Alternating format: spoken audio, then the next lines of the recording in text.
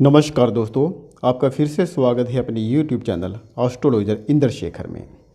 आज इस वीडियो हम बात करेंगे माघ महात्म्य कथा तीसरा अध्याय। बोल विष्णु भगवान की जय, बोल सरस्वती माता की जय।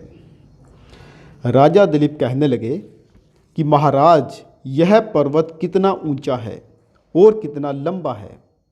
तब वशिष्ठ जी ने कहा, 36 योजन, 1 योजन 4 कोस का होता है, ऊंचा, और चोटी में 10 योजन चौड़ा तथा नीचे 16 योजन लंबा है, जो हरी चंदन, आम, मदार, देवदार और अर्जुन के वृक्षों से सुशोभित है। काला गुरु, लवंग के वृक्षों तथा लताओं से और कुंजों से शोभायमान हो रहा है। अकाल से दुखी होकर इस सुंदर पर्वत को फल फूलों से भरे हुए देखकर भृगु जी वहाँ पर ही रहने लगे और वहाँ की गुफाओं, उपवनों तथा वनों में बहुत दिनों तक तप करते रहे। एक विद्याधर अपनी पत्नी सहित उतरा। वह अत्यंत दुखी था। उन्होंने भृगु ऋषि को देखकर प्रणाम किया। प्रणाम करने के पश्चात वे वहाँ पर बैठ गए। तब भृगु ऋषि ने कहा कि विद्याधर, तुम बहुत दुखी हो, इसका क्या कारण है? विद्याधर कहने लगे कि महाराज, अपने पुण्य के प्रताप से स्वर्ग तथा देवता समान शरीर पाकर भी मेरा मुख राक्षस के समान है। यही मेरे दुख और अशांति का कारण है। मेरी व्याकुलता का दूसरा कारण भी सुनिए। मेरी पत्नी अति सुंदर, मीठा बोलने वाली, नाचने तथा गाने की कला में अति प्रवीण, शुद्ध चित्त वाली है। 7 स्वरों में वीणा बजाकर जिसने अपने कंठ से गाकर नारद जी को मुग्ध किया, नाना प्रकार के स्वरों के नाद से वीणा वादन कर कुबेर को अति प्रसन्न किया, जिसके पंचम स्वर और अंग संचालन को देखकर शिवजी भी रोमांचित हो गए। शील, उदारता, रूप और यौवन में स्वर्ग की कोई अप्सरा भी उसके समान नहीं है। कहाँ ऐसी चंद्रमुखी स्त्री और कहाँ मैं व्याघ्र मुख वाला। यही चिंता मुझको रात दिन सताती है।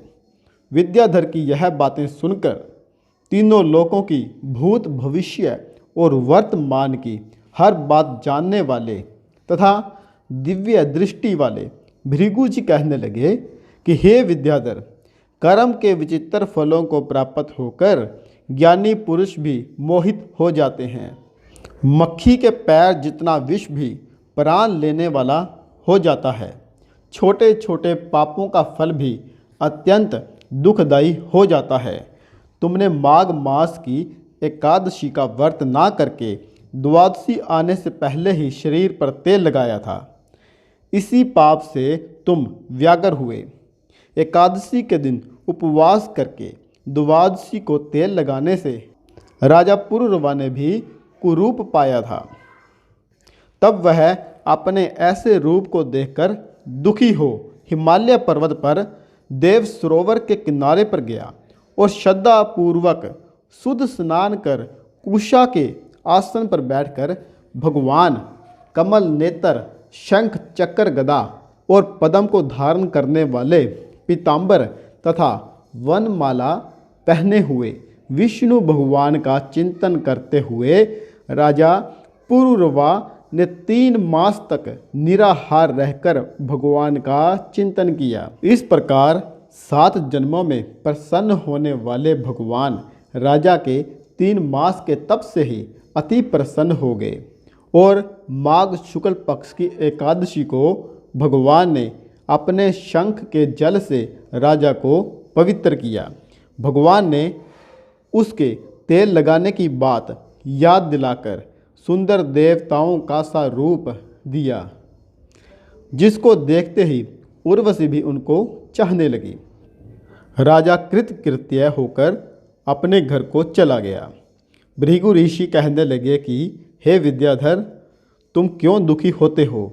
यदि तुम अपना यह राक्षसी रूप छोड़ना चाहते हो तो मेरा कहना मानकर जल्दी ही पापों को नष्ट करने वाली हेमकूट नदी में जाकर माँ का स्नान करो, जहाँ ऋषि, सिद्ध, देवता आदि निवास करते हैं।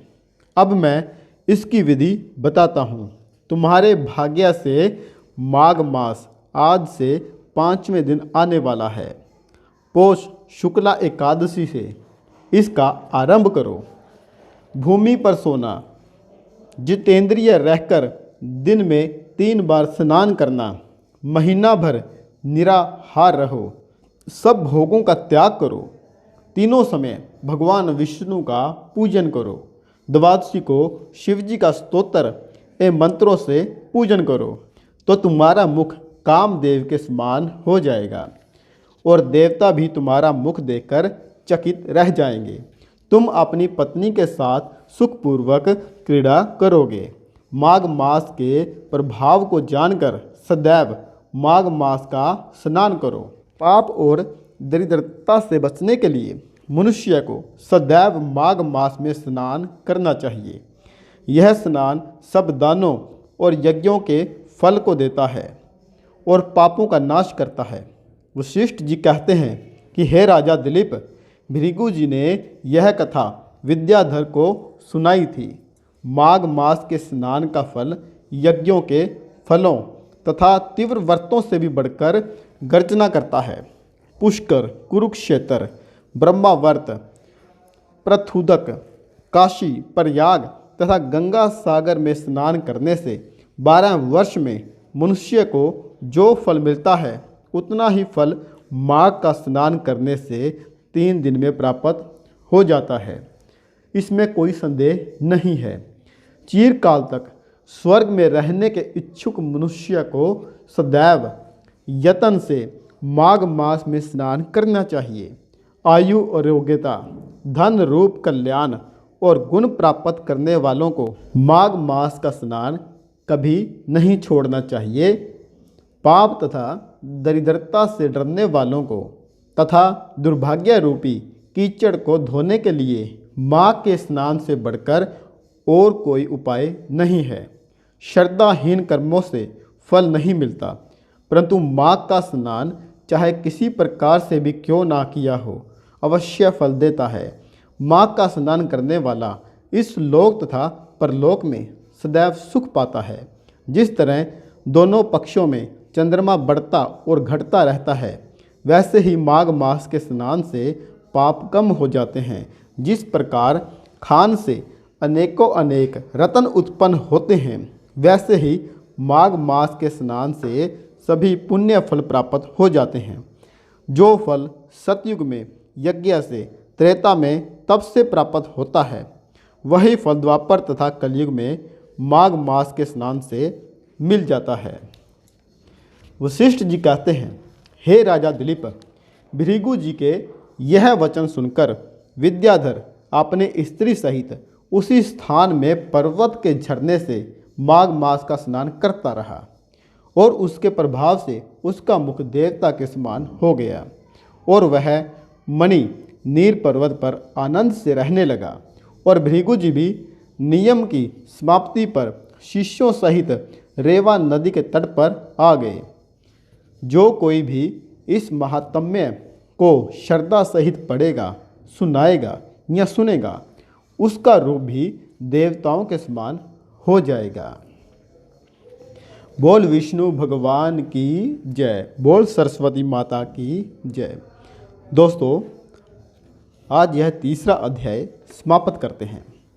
दोस्तों, वीडियो को लास्ट तक देखने के लिए आपका बहुत बहुत धन्यवाद।